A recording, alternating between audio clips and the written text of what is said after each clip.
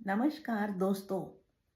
मैं वो माँ हूँ जिसकी जिंदगी का एक ही मिशन है, शादी लायक बेटे की शादी करवाना।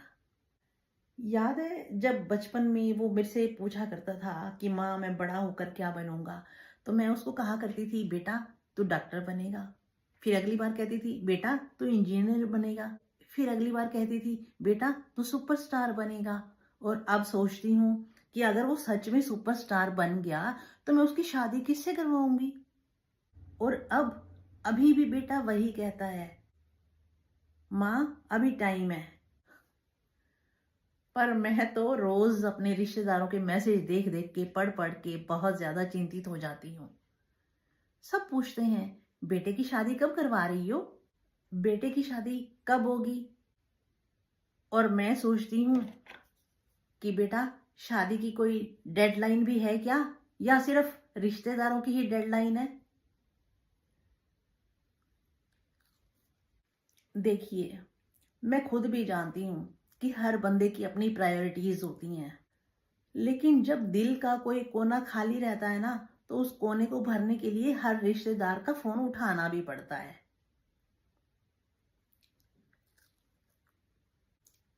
और बाद में मैं अपने आप से ही पूछती रह जाती हूँ कि क्या कोई परफेक्ट लड़की मिलेगी भी सही। फिर मन कहता है कि बेटा तू पहले अपनी लाइफ सेट कर ले, फिर शादी की बात करेंगे।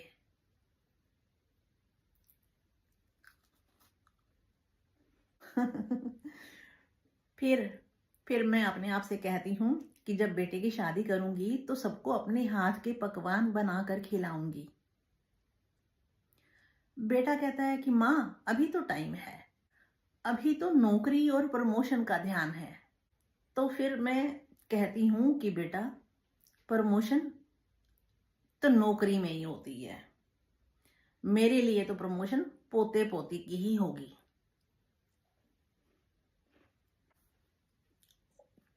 और फिर रिश्तेदारों का सिलसिला जारी रहता है। कहते हैं तुम्हारे बेटे का भविष्य उज्जवल है। मैं कहती हूँ हाँ, भविष्य तो उज्जवल है, पर शादी का अपडेट अभी पेंडिंग है। मैं हर दिन सोचती हूँ कि एक दिन वो कहेगा, फोन करेगा मुझे और कहेगा कि माँ मैं शादी कर रहा हूँ।